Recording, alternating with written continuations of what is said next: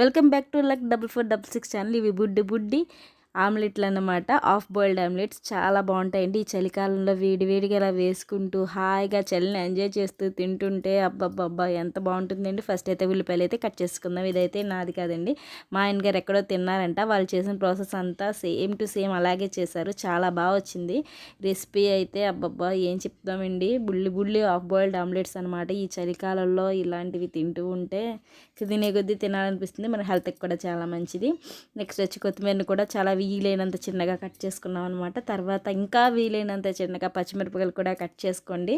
ఎంత చిన్నగా కట్ చేసుకుంటే మనం తిన్నప్పుడు మన నోటికి తగిలి అంత రుచిగా ఉంటాయన్నమాట. ఇదైతే కంపల్సరీ ట్రై చేయాల్సిన రెసిపీ. బ్రెడ్ ఆమ్లెట్స్ ఇవి కాకుండా ఈ హాఫ్ బాయిల్డ్ ఆమ్లెట్ కూడా ఒకసారి అయితే ట్రై చేయండి. చాలా ఎమ్మీగా వస్తుంది, రుచిగా ఉంటుంది. దీనికోసం ప్రత్యేకంగా ఉతప్పాన్ అనేది ఆర్డర్ పెట్టామన్నమాట ఈ రెసిపీ చేయడం కోసం. నెక్స్ట్ వచ్చేసి ఉల్లిపాయలు, పచ్చిమిరపకాయలు, కొత్తిమీర బాగా కలపాలండి, మిక్స్ చేసుకోవాలి. బాగా చేత్తో కలిపేసి ఆ పక్కన పెట్టేసాం అనమాట. తర్వాత వచ్చి ఉతప్ప ప్యాన్లోనే ఆయిల్ వేసుకున్నాము. తర్వాత వచ్చి మనం కలిపి పెట్టుకున్నాం కదండి, ఉల్లిపాయలు, పచ్చిమిరపకాయలు, కొత్తిమీర వేసుకోవాలి. ఇదైతే ప్రాసెస్ ఫుల్ డిఫరెంట్ అండి. మనం చేసుకునే ఆమ్లెట్లా ఉండదు, చాలా బాగుంటుంది. ఈ రకంగా ఒకసారి నేను చెప్పిన విధంగా ట్రై చేయండి. మీరే చెప్తారు ఈ ఆమ్లెట్కి టేస్ట్లో అయితే చాలా డిఫరెంట్ టేస్ట్ అండి. హాఫ్ బాయిల్డ్ కదా చాలా బాగుంటుంది. ఆ తర్వాత కొంచెం ఉల్లిపాయలు వేగిన తర్వాత ఆ పైన కొంచెం ఉప్పు, కారం లైట్గా వేసుకోండి. ఇదైతే ఆప్షనల్ అండి, మీ టేస్ట్కి తగ్గట్టు వేసుకోండి.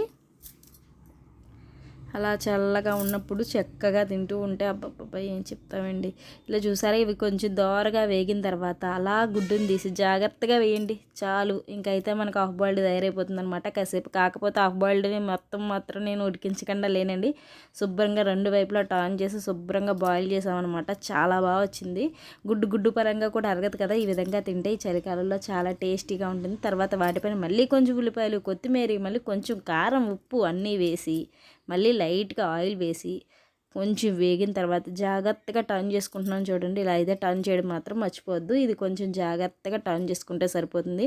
ఆమ్లెట్ కాబట్టి ఆటోమేటిక్గా మనకి ప్యాన్ కట్టుకోకుండా జాగ్రత్తగానే వచ్చేస్తుంది. కాకపోతే కొంచెం మెల్లిగా మనం టర్న్ చేస్తే సరిపోతుంది. ఇలా అన్నిటినీ నాలుగిటిని రెండు వైపులా దోరగా వేయించేసుకోవాలండి. ఇలా గోల్డెన్ బ్రౌన్ కలర్లోకి వచ్చేయాలన్నమాట. ఆమ్లెట్ ఆటోమేటిక్గా బాగా కుక్ అవుతుంది కాబట్టి ఇంక మనకైతే ప్రాబ్లం ఉండదు. ఇలా రెండు వైపులా వేయించుకుంటాం కదండి.